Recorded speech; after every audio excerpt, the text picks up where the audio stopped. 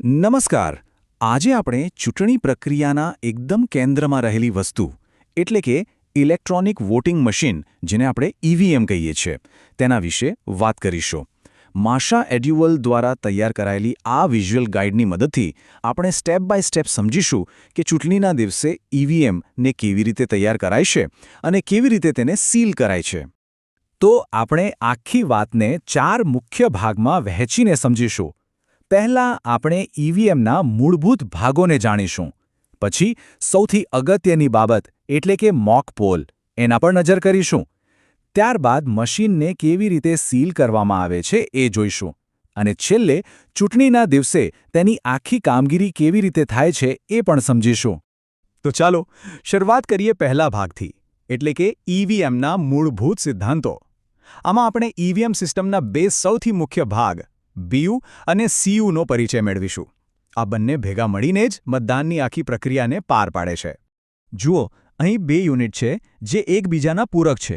ડાબી બાજુ જે દેખાય છે એ છે બેલેટ યુનિટ, એટલે કે બીયુ. આ એ જ જગ્યા છે જ્યાં મતદાર જઈને પોતાનો મત આપે છે. અને જમણી બાજુ છે કંટ્રોલ યુનિટ, એટલે કે સીયુ. આને તમે આખી સિસ્ટમનું મગજ કહી શકો, જે દરેક મતને સાચવીને રેકોર્ડ કરે છે. આ બંને યુનિટને જોડવાની પ્રક્રિયા એકદમ સરળ છે, પણ તેમાં ચોકસાઈ ખૂબ જ જરૂરી છે. ભૂલ ન થાય એ માટે કલર કોડિંગ આપેલું જ હોય છે. લાલ પિન લાલ સોકેટમાં અને કાળી પિન કાળા ભાગમાં. જેવો ક્લિક અવાજ આવે એટલે સમજી લેવાનું કે કનેક્શન પાક્કું થઈ ગયું, અને એ પછી જ કંટ્રોલ યુનિટને ચાલુ કરવાનું હોય છે. જેવું કંટ્રોલ યુનિટ ચાલુ થાય એ તરત જ પોતાની જાતને તપાસે છે. એના ડિસ્પ્લે પર તારીખ, સમય, સિરિયલ નંબર જેવી બધી વિગતો દેખાશે. પણ આ બધામાં સૌથી અગત્યની વસ્તુ જે જોવાની છે એ છે બેટરી. બેટરીની સ્થિતિ હાઈ જ હોવી જોઈએ. એ ફરજિયાત છે. આખા દિવસની પ્રક્રિયા માટે આ ખૂબ જ જરૂરી છે. હવે આવે છે બીજો અને સૌથી મહત્વપૂર્ણ ભાગ, નિર્ણાયક મોક પોલ. અસલી મતદાન શરૂ થાય પહેલાં આ એક એવો ટેસ્ટ છે જે સાબિત કરે છે કે મશીન એકદમ બરાબર અને નિષ્પક્ષ રીતે કામ કરી રહ્યું છે. આ માટેનો સમય પણ નક્કી જ હોય છે. સામાન્ય રીતે મતદાન શરૂ થવાના 75 મિનિટ પહેલાં આ પ્રક્રિયા શરૂ થઈ જાય. અને જો કોઈ રાજકીય પક્ષના એજન્ટ હાજર ન હોય તો તેમના માટે 15 મિનિટ સુધી રાહ જોવામાં આવે છે. પણ સવાલ એ છે કે આ મોક વોટ એટલે કે નકલી મતદાનની પ્રક્રિયા આખરે કામ કેવી રીતે કરે છે? ચાલો એને જરા નજીકથી સમજીએ. આખી પ્રક્રિયા એક સાયકલ જેવી છે. સૌથી પહેલાં અધિકારી કંટ્રોલ યુનિટ પર બેલેટ બટન દબાવશે. પછી મતદાર બેલેટ યુનિટ પર જઈને ઉમેદવારનું બટન દબાવશે.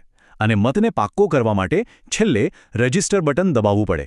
એક ખાસ વાત, જો કોઈ નોટા પસંદ કરે તો પછી તે બીજા કોઈ ઉમેદવારને મત આપી શકતું નથી. અને હવે આવે છે સત્યની ક્ષણ. જે તે પક્ષોના એજન્ટોએ જાતે કાગળ પર જે મતો નોંધ્યા હોય છે તેની સરખામણી મશીનના પરિણામ સાથે કરવામાં આવે છે. આ બંને એકદમ સરખા જ હોવા જોઈએ. એક પણ મત આમ તેમ નહીં. જ્યારે બંનેનો મેળ બેસી જાય ત્યારે જ મશીનને ચૂંટણી માટે તૈયાર કરવામાં આવે છે. આ જ તો પારદર્શિતાનો સૌથી મોટો પુરાવો છે. ચાલો હવે આપણે ત્રીજા ભાગ પર આવીએ છીએ. મશીન બરાબર છે એ તો સાબિત થઈ ગયું. હવે શું? હવે વારો છે એને સંપૂર્ણ રીતે સુરક્ષિત કરવાનો, એટલે કે સીલ કરવાનો, જેથી કરીને એની સાથે કોઈપણ પ્રકારની છેડછાડ ન થઈ શકે. આ 3 બટનનો ક્રમ ખૂબ જ મહત્વનો છે. પહેલાં ક્લોઝ બટન દબાવીને મોક પોલ પૂરો કરાય છે. પછી રિઝલ્ટ દબાવીને પરિણામની ખાતરી કરાય છે. અને સૌથી છેલ્લે પણ સૌથી અગત્યનું ક્લિયર બટન દબાવવામાં આવે છે. આનાથી મોક પોલના બધા જ મત ભૂંસાઈ જાય છે અને મશીન એકદમ શૂન્ય પર આવી જાય છે. હવે આ સુરક્ષા કોઈ એક તાળાથી નથી થતી. કંટ્રોલ યુનિટને સંપૂર્ણપણે સુરક્ષિત કરવા માટે 4 અલગ અલગ પ્રકારના ભૌતિક સીલ લગાવવામાં આવે છે. આ સુરક્ષાના 4 સ્તર છે એમ કહી શકાય. સુરક્ષાની શરૂઆત અંદરથી થાય છે. સૌથી પહેલાં વાદળી રંગનું પેપર સીલ રિઝલ્ટવાળા ભાગને સુરક્ષિત કરે છે. એ પછી એક સ્પેશિયલ ટેગ લગાવવામાં આવે છે, જેના પર ત્યાં હાજર અધિકારી અને એજન્ટોની સહી હોય છે. આ બંને અંદરની સુરક્ષા માટેના મુખ્ય પગલાં છે. હવે વારો છે બહારની સુરક્ષાનો. એક એડ્રેસ ટેગ બહારના ભાગને સીલ કરે છે. અને છેલ્લે આખી પ્રક્રિયાનું અંતિમ સુરક્ષા કવચ, એટલે કે ABCD સ્ટ્રીપ સીલ, મશીનને ઉપરથી સંપૂર્ણપણે સીલ કરી દે છે. આ લાગી ગયું એટલે મશીનને ખોલવું અશક્ય બની જાય છે. સરસ. તો હવે મશીન તૈયાર છે, સુરક્ષિત છે અને સીલબંધ છે. હવે આપણે ચોથા અને અંતિમ ભાગમાં જોઈશું કે ચૂંટણીના દિવસે સવારથી સાંજ સુધી આ મશીનનું સંચાલન કેવી રીતે થાય છે. બધી જ તૈયારીઓ અને સીલિંગની પ્રક્રિયા પૂરી થયા પછી મશીનને ફરીથી ચાલુ કરવામાં આવે છે. બસ આ એ જ ક્ષણ છે જ્યારે તે લોકોના અસલી મત સ્વીકારવા માટે તૈયાર થાય છે અને વાસ્તવિક મતદાન શરૂ થાય છે. મતદાન ચાલતું હોય એ દરમિયાન અધિકારીઓ દર 2 કલાકે ટોટલ બટન દબાવીને એ જાણી શકે છે કે અત્યાર સુધીમાં કુલ કેટલા મત પડ્યા છે. આનાથી મતદાનની પ્રક્રિયામાં કોઈ જ વિક્ષેપ નથી આવતો. જ્યારે મતદાનનો સમય પૂરો થાય ત્યારે એક ચોક્કસ પ્રક્રિયા અનુસરવામાં આવે છે. સૌથી પહેલાં ટોટલ બટન દબાવીને કુલ કેટલા મત પડ્યા એ નોંધવામાં આવે છે. પછી ક્લોઝ બટન દબાવી દેવાય છે, જેનાથી મતદાન કાયમ માટે બંધ થઈ જાય છે. અને અંતે મશીનને બંધ કરીને તેના બંને યુનિટને અલગ કરી દેવાય છે.